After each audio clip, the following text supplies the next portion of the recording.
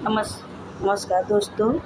तो आज हम BA second same Hindi Hindi साहित्य जिसके अंतर्गत पेपर पेपर 1 जो होने वाला है, मेजर 1 80 मार्क्स का होने वाला है। तो उसका नाम है हिंदी साहित्य का इतिहास आदिकाल से भक्तिकाल। तो इसमें हमने पहले भाग में देख चुके थे कि हिंदी साहित्य का इतिहास आदिकाल से भक्तिकाल तक की उसकी परंपरा कैसी थी, किस प्रकार से हिंदी साहित्य के 4 भागों में विभाजित किया गया था, आदिकाल, भक्तिकाल, रीतिकाल और आधुनिक काल। अब हम उनका देखेंगे कि किस प्रकार से हमें हिंदी साहित्य के इतिहास लेखन पुनर्लेखन की समस्याएं क्या थी, जैसे प्रामाणिक स्रोतों की कमी, सामग्री। ये मतलब आप लोगों को क्या करना है बच्चों, अभी एग्जाम है, आप लोगों से पूछा जाएगा कि हिंदी साहित्य के इतिहास लेखन की परंपरा के बारे में लिखिए। तो आप इसके बारे में शुरुआत कैसे हुई, इसका प्रथम ग्रंथ भक्तमाल था, फिर नाभादा, भक्तमाल के रचयिता नाभादा जाते थे, 84 वैष्णव की वार्ता, 252 वैष्णव की वार्ता, ये आदि उल्लेखनीय चीज़ों के बारे में आपको बताना है। फिर उसमें साहित्यिक वातावरण, प्रमुख संत कवियों के बारे में जानकारी मिलती है, ये बताना है। फिर उसमें हिंदी भाषा और साहित्य के अध्ययन में किस प्रकार से विदेशी विद्वानों ने रुचि ली। 19वीं शताब्दी में यूरोप के अनेक विद्वानों ने भारतीय भाषा और साहित्य का अध्ययन प्रारंभ किया। इस क्रम में फ्रांसीसी विद्वान जो गारसादा तासी था, उनका नाम उल्लेखनीय है। उन्होंने हिंदी और उर्दू साहित्य का अध्ययन करते हुए एक महत्वपूर्ण ग्रंथ लिखा। हिंदी साहित्य के मतलब कवियों और उनकी रचनाओं का परिचय दिया गया और उनके प्रयासों से हिंदी साहित्य को अंतर्राष्ट्रीय स्तर पर पहचान मिली। उनका अध्ययन पूरी तरह वैज्ञानिक या व्यवस्थित नहीं था, फिर भी उन्होंने हिंदी साहित्य के इतिहास लेखन की दिशा में महत्वपूर्ण कार्य किया। तो आपको हिंदी साहित्य का विभाजन में यह उल्लेख करना जरूरी है कि गारसादा तासी से शुरुआत हुई थी हमारे हिंदी साहित्य के लेखन की। फिर शिव सिंह सिंगर का नाम उल्लेखनीय है, उन्होंने शिव सिंह सरोज नामक ग्रंथ की रचना की। मिश्र बंधुओं ने मिश्र बंधु विनोद की रचना की। फिर रामचंद्र शुक्ल, हिंदी साहित्य का इतिहास, इन्हीं को ही प्रामाणिक माना जाता है। तो फिर उन्होंने उनकी विशेषताएं बताई। फिर जो अनेक विद्वानों ने अपने अपने तरीके से हिंदी साहित्य को अनेक कालों में विभाजित किया, लेकिन जो रामचंद्र शुक्ल थे उन्होंने आदिकाल, भक्तिकाल, रीतिकाल, आधुनिक काल, इस प्रकार से उन्होंने माना। फिर उन्हें प्रत्येक की प्रवृत्तियाँ और विशेषताएं बताई। रीतिकाल में श्रृंगार अलंकार का महत्व अधिक था। इसी प्रकार आधुनिक काल में राष्ट्रीय चेतना और सामाजिक सुधार की भावना प्रमुख रूप से दिखाई गई। तो रामचंद्र शुक्ल का इतिहास लेखन पद्धति की एक और महत्वपूर्ण विशेषता थी कि उन्होंने साहित्यिक कृतियों का आलोचनात्मक मूल्यांकन किया। उन्होंने प्रयास किया कि साहित्य के इतिहास में केवल प्रसिद्ध कवियों को ही स्थान न मिले, बल्कि उन कवियों को भी महत्व मिले जिनकी समाज के जीवन और भावनाओं को अधिक सच्चाई से व्यक्त करती है। इस प्रकार उनका इतिहास लेखन केवल तथ्यात्मक नहीं था, बल्कि उसमें आलोचनात्मक दृष्टि भी थी। तो उसके बाद रामचंद्र शुक्ल ने क्या इतिहास लेखन की परंपरा और अधिक विकसित की और अनेक क्षेत्रों में उन्होंने महत्वपूर्ण कार्य किए। इस क्रम में रामचंद्र शुक्ल के बाद आते हजारी प्रसाद द्विवेदी, फिर उन्होंने अपने हिसाब से उनको विभाजित किया। फिर रामविलास शर्मा, इसके बाद में ऐसे ही अपने अपने हिसाब से वो उनका विभाजन करते हैं। फिर उसके बाद में हम देखेंगे हिंदी साहित्य के इतिहास लेखन के पुनर्लेखन की आवश्यकता और समस्याएं, मतलब हमारे हिंदी साहित्य को फिर से क्यों लिखने की आवश्यकता पड़ी और कौन सी समस्याएं आई। तो हिंदी साहित्य का इतिहास केवल साहित्यिक कृतियों का क्रमबद्ध विवरण नहीं है, बल्कि यह भारतीय समाज, संस्कृति, राजनीति और विचारधाराओं के विकास का भी दर्पण है। मतलब यहाँ केवल हम साहित्यिक कृति का ही अध्ययन नहीं करते, इसके साथ में समाज में कौन सी संस्कृति है, कैसी घटनाएं घटित होती, विचारधारा की है, इन सभी का दर्पण हमारा हिंदी साहित्य का इतिहास होता है और साहित्य समाज की चेतना का प्रतिनिधित्व करता है। इसलिए साहित्य का इतिहास लिखते समय उस युग की परिस्थितियाँ, सामाजिक संरचना, विचारधाराओं और सांस्कृतिक मूल्यों का सम्यक विश्लेषण आवश्यक होता है। हिंदी साहित्य के इतिहास लेखन की परंपरा में अनेक विद्वानों ने महत्वपूर्ण कार्य किए। तो हिंदी साहित्य की जो लेखन परंपरा है उनमें आचार्य रामचंद्र शुक्ल का हम पहले नाम लेते हैं, हजारी प्रसाद द्विवेदी, रामविलास शर्मा और नामवर सिंह। तो इन्होंने जो काल चल रहा है उसकी सामाजिक पृष्ठभूमि कैसी थी, साहित्यिक कैसी थी, इसके आधार पर उन्होंने लिखा और उसी को फिर से जो लिखा उसी को हम पुनर्लेखन कहते हैं। तो हिंदी लेखन की पुनर्लेखन की आवश्यकता क्यों थी, तो हमें मेन पॉइंट को याद कर लेंगे, फिर इससे रिलेटेड हम उसको एग्जाम में एक्सप्लेन करेंगे। जैसे नई खोजें और शोध का समावेश, बदलती हुई सामाजिक दृष्टि, उपेक्षित साहित्य का समावेश, इतिहास लेखन की सीमाओं को दूर करना, नए साहित्यिक आंदोलनों का समावेश, ऐतिहासिक दृष्टिकोण में परिवर्तन, राष्ट्रीय और वैश्विक संदर्भ। इस प्रकार से हम ये पॉइंट याद कर लेना कि पुनर्लेखन की आवश्यकता क्यों हुई, मतलब इन पॉइंटों को याद करने के लिए हमें पुनर्लेखन की आवश्यकता पड़ी।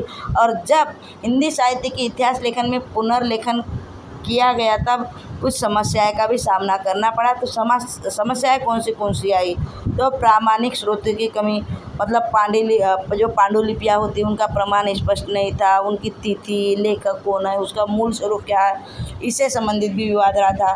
फिर सामग्री का विशाल विस्तार, अब इतनी सारी भाषा, बोली साहित्यिक रूप में शामिल थी, व्यापक क्षेत्र था, तो ये अभी एक चुनौती थी। फिर विभिन्न विचारधाराओं का प्रभाव, इसमें मार्क्सवादी, समाजशास्त्री, अनेक विचारधाराओं का प्रभाव देखने को मिलता है। फिर साहित्य के काल विभाजन की समस्या, रामचंद्र शुक्ल ने 4 कालों में विभाजन किया था, तो फिर उसमें भी कुछ त्रुटियां निकाल के दूसरे अलग टाइप से विभाजन किया गया, लेकिन फाइनली रामचंद्र शुक्ल के विभाजन को ही प्रामाणिक माना गया था। फिर है मूल्यांकन की समस्या, मूल्यांकन मतलब निर्णय हमेशा वस्तुनिष्ठ नहीं होता, कई बार उसमें विवाद उत्पन्न हो जाते हैं। भाषा और शैली की समस्या, मतलब भाषा को सरल और वस्तुनिष्ठ रखना आवश्यक होता है। फिर इसके बाद में राजनीतिक और सामाजिक प्रभाव, राजनीतिक पर कैसे प्रभाव पड़े, समाज पर क्या प्रभाव पड़े, वो लिखा गया। फिर पुनः ये देख ले कि ये उनको समस्याओं का सामना करना पड़ा। फिर पुनर्लेखन के लिए आवश्यक सावधानियाँ, जब हम पुनर्लेखन यानी फिर से उसका लेखन करते तो हमें कौन सी सावधानियाँ रखनी चाहिए, तो हमें मेन पॉइंट याद रख लेना है। पहला है वस्तुनिष्ठता और निष्पक्षता बनाए रखना, मतलब हमें जैसे ऑब्जेक्टिव क्वेश्चन होते हैं तो हमारा एक, जैसे हमने बोले कि भारत की राजधानी क्या है, कहीं भी जाके किसी को पूछे तो दिल्ली ही बोलेंगे, तो उसी प्रकार से वस्तुनिष्ठता, निष्पक्षता भेदभाव वाला नहीं होना चाहिए। प्रामाणिक स्रोतों का उपयोग, मतलब हमारे पास उसका प्रमाण होना चाहिए कि हमने यहाँ से ये लिए। साहित्य को सामाजिक और सांस्कृतिक संदर्भ में समझना, उपेक्षित साहित्यिक धाराओं को उचित स्थान देना, जिसका तिरस्कार कर दिया गया उनको भी साहित्य की धारा में समाविष्ट करना, नए शोध और आधुनिक दृष्टिकोण को भी शामिल करना। तो इसका हम निष्कर्ष के तौर पे कह सकते हैं कि हिंदी साहित्य का इतिहास निरंतर विकसित होने वाली प्रक्रिया है। समय के साथ समाज, संस्कृति और विचारधाराओं में परिवर्तन होता रहता है, जिसका प्रभाव साहित्य पर भी पड़ता है। इसलिए साहित्य के इतिहास को स्थिर और अंतिम नहीं माना जा सकता। नई खोजों, नई विचारधाराओं और आधुनिक पद्धतियों के आधार पर हिंदी साहित्य के इतिहास का पुनर्लेखन आवश्यक है। पुनर्लेखन की प्रक्रिया में कई समस्या भी सामने आती है, जैसे हमने देखे थे पहले कि प्रामाणिक स्रोतों की कमी, काल विभाजन की कठिनाई, विभिन्न विचारधाराओं का प्रभाव।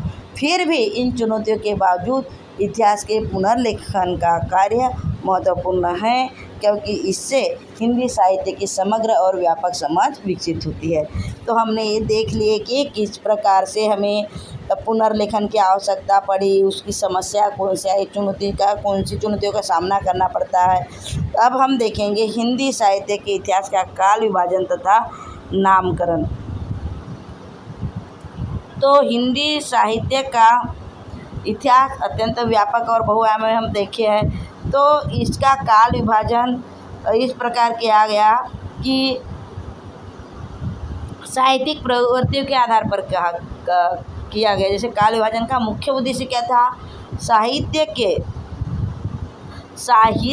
के विकास को क्रमबद्ध ढंग से प्रस्तुत करना और प्रत्येक युग की साहित्यिक विशेषताओं को स्पष्ट करना। तो हिंदी साहित्य में अनेक विद्वानों ने अपने अपने दृष्टिकोण से काल विभाजन किए। जैसे हमने इनका पहले ही देख लिए थे, आचार्य रामचंद्र शुक्ल, हजारी प्रसाद द्विवेदी, रामकुमार वर्मा, नंद दुलारे वाजपेयी, डॉक्टर नगेंद्र गुलाब राय। तो कुछ समानताएं भी थी और इनके विभाजन में कुछ भिन्नताएं भी थी। तो सबसे पहले काल विभाजन का अर्थ क्या होता है, उसके उद्देश्य क्या है, ये देख लेते हैं। तो काल विभाजन यानी विभिन्न कालों में बांटना, और उसके उद्देश्य जैसे साहित्यिक प्रवृत्तियाँ है, सामाजिक परिस्थितियाँ है, भाषा शैली, विषय वस्तु के आधार पर उनको बांटना। तो काल विभाजन के उद्देश्य क्या थे, तो जैसे साहित्य के विकास क्रम को व्यवस्थित रूप में प्रस्तुत करना, प्रत्येक युग की साहित्यिक विशेषताओं को स्पष्ट करना, साहित्य और समाज के संबंध को समझना, और विभिन्न साहित्यिक प्रवृत्तियों और आंदोलनों का अध्ययन करना, साहित्यिक इतिहास को अध्ययन के लिए सरल बनाना। तो ये मेन उद्देश्य थे काल विभाजन के। फिर काल विभाजन के आधार क्या थे, तो साहित्यिक प्रवृत्तियाँ थी, विषय वस्तु और भावधारा, भाषा और शैली, सामाजिक और वैज्ञानिक ऐतिहासिक परिस्थितियाँ। हिंदी साहित्य के इतिहास का काल विभाजन देखेंगे किस प्रकार से रामचंद्र शुक्ल के अनुसार किया गया था। तो हिंदी साहित्य के इतिहास का सबसे प्रसिद्ध और व्यवस्थित काल विभाजन रामचंद्र शुक्ल ने किया। उन्होंने साहित्य की प्रमुख प्रवृत्तियों के आधार पर हिंदी साहित्य के 4 कालखंड में विभाजित किया था। आदिकाल 1000 से 1375 तक और भक्ति काल 1375 से 1700 तक माना जाता है, और रीतिकाल 1700 से 1900 तक, और आधुनिक काल 1900 से आगे जो अभी चल रहा है। तो आदिकाल में क्या था, वीर गाथा काल, मतलब राजाओं की प्रशंसा की जाती थी, वीरता और युद्ध से संबंधित काव्य रचनाएं होती थी, आश्रयदाता राजाओं के पराक्रम का वर्णन करते थे और उनकी वीरता और उत्साह को बढ़ाया जाता था। तो ये जो आदिकाल में प्रमुख रचनाएं थी, चंद्रबरदाई की पृथ्वीराज रासो, जगनिक की थी आल्हाखन। तो इस प्रकार आदिकाल रखा गया, क्योंकि इसे वीर गाथा काल इसलिए कहा गया क्योंकि इस समय वीरों की गाथाओं का वर्णन अधिक मिलता है। मतलब आचार्य रामचंद्र शुक्ल ने आदिकाल को वीर गाथा काल नाम दिया था, क्योंकि वीर मतलब जो राजाएं युद्ध करते थे उनका वर्णन, मतलब वीर हो तुम बहादुर हो, इस प्रकार से उनका वर्णन किया जाता है, इसलिए वीरों का वर्णन होने के कारण वीर गाथा काल नाम दिया गया। फिर दूसरा था भक्ति काल। भक्ति काल का था 1375 से 1700। तो भक्ति काल हिंदी साहित्य का स्वर्ण युग माना जाता है। इस काल में क्या हुआ था, भक्ति आंदोलन का व्यापक प्रभाव पड़ा, समाज में व्याप्त धार्मिक आडंबर और जाति भेद के विरोध में संत कवियों ने भक्ति और मानवता का संदेश दिया। इसमें क्या था, ईश्वर के प्रति प्रेम, भक्ति, समर्पण की भावना प्रमुख है। कवि ने सरल और लोक भाषा का प्रयोग किया ताकि सामान्य जनता भी, क्योंकि जो सामान्य जनता भी उन्हें समझ सके। इस युग में सामाजिक सुधार की भावना भी दिखाई देती है। संत कवियों ने धार्मिक पाखंड और सामाजिक कुरीतियों का विरोध किया। फिर हम देखेंगे इसकी धाराएं क्या थी। निर्गुण भक्ति धारा, हमें पता होना चाहिए कि भक्ति काल को मुख्य 2 भागों में विभाजित किया था, एक है निर्गुण और एक है सगुण। निर्गुण के अंतर्गत ज्ञानाश्रयी शाखा और प्रेमाश्रयी शाखा, सगुण के अंतर्गत राम भक्ति काव्य और कृष्ण भक्ति काव्य। निर्गुण में जो ज्ञानाश्रयी शाखा के प्रमुख प्रवर्तक थे कबीरदास, और प्रेमाश्रयी शाखा में थे मौलिक मोहम्मद जायसी। वैसे ही जो सगुण काव्यधारा में राम काव्यधारा में थे तुलसीदास, कृष्ण काव्यधारा में थे सूरदास, ये हमें पता होना चाहिए।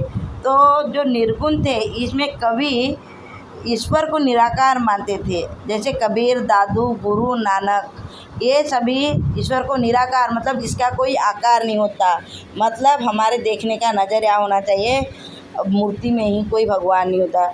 और सगुण धारा में ईश्वर के साकार रूप को माना गया। इसमें राम भक्ति शाखा तुलसीदास द्वारा और कृष्ण भक्ति सूरदास मीराबाई। फिर इस काल में भक्ति साहित्य की प्रधानता होने के कारण ही इसे भक्ति काल कहा गया। फिर है रीतिकाल। रीतिकाल का कालखंड था 1700 से 1900 तक, और भक्ति काल के बाद हिंदी साहित्य में काव्य शास्त्रीय प्रवृत्ति का विकास हुआ, और इस काल में काव्य में अलंकार, रस, नायिका भेद का विस्तार से वर्णन किया गया था, इसलिए इसे रीतिकाल, मतलब रीतिबद्ध तरीके से रीतिकाल में अलंकार, रस, नायिका भेद, उसके नक्शिक वर्णन, श्रृंगार का पूरी तरह से वर्णन किया गया था, इसलिए इसे रीतिकाल कहा गया था। फिर इसकी विशेषताएं क्या थी? श्रृंगार रस की प्रधानता थी। कवियों ने प्रेम, सौंदर्य, नायिका भेद का अत्यंत सूक्ष्म वर्णन किया था। दरबारी संस्कृति का प्रभाव भी इस युग में दिखाई देता है। कई कवि दरबारों में आश्रित थे, जैसे राजा के दरबार में रहते थे, राजा की तारीफें करते थे। जैसे इसमें बिहारी, केशवदास, देवभूषण ये प्रमुख है। फिर इसका नामकरण क्या है? रीति अर्थात काव्य शास्त्रीय नियमों और शैली का विशेष महत्व था।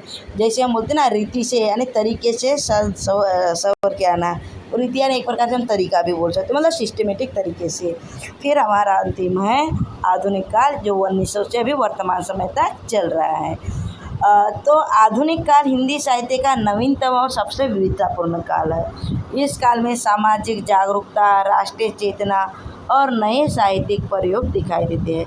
इसकी मुख्य विशेषता है कि साहित्य समाज की वास्तविक समस्या से जुड़ गया, जो रियल में जो समस्या सामने आती है उसी से समाज जुड़ गया था। जैसे गरीबी, शोषण, सामाजिक अन्याय, स्वतंत्रता आंदोलन जैसे विषय साहित्य में प्रमुख हो गए। नई साहित्यिक विधाओं, उपन्यास, कहानी, नाटक और निबंध का व्यापक विकास हुआ, और इसकी प्रमुख साहित्यिक प्रवृत्तियाँ थी। जैसे इसके आधुनिक काल के अंतर्गत हम भारतेंदु युग, द्विवेदी युग, जैसे भारतेंदु युग का है 1900 से 1918 के बीच दिया है। फिर द्विवेदी युग 1920 से 1900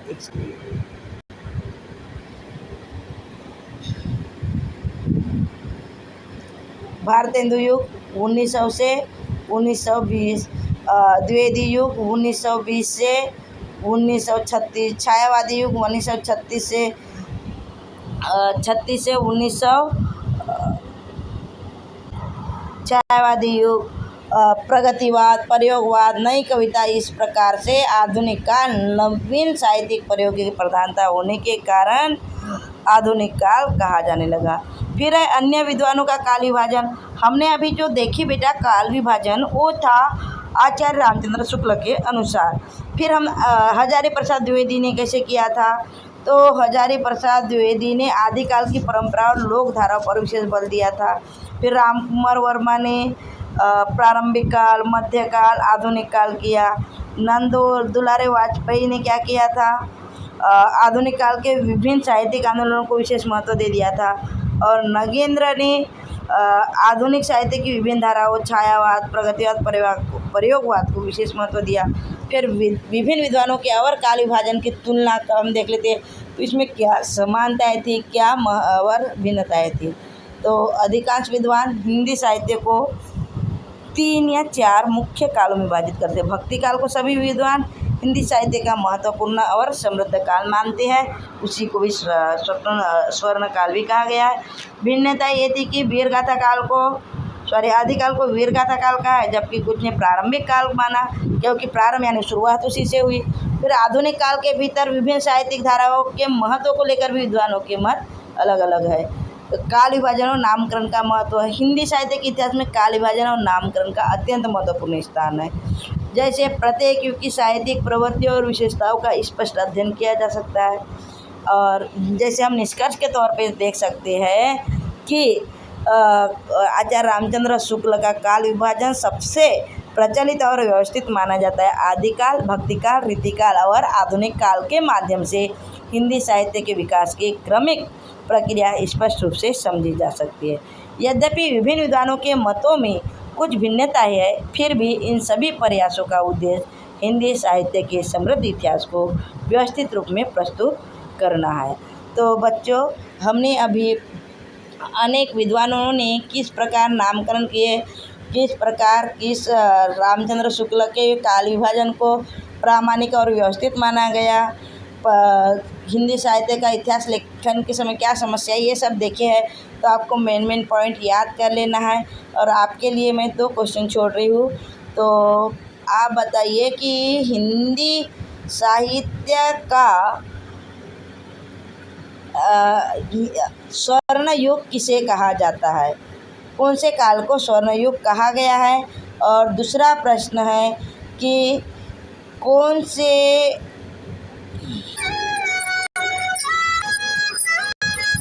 किसके द्वारा काल विभाजन को विभाजित करने पर प्रामाणिक और व्यवस्थित माना गया है। तो बच्चों, आपको यह हमारा प्रयास अच्छा लगा होगा तो हमारे चैनल को लाइक करें, शेयर करें, सब्सक्राइब करें और अधिक से अधिक अपने दोस्तों में शेयर करें। धन्यवाद। आपका दिन शुभ हो।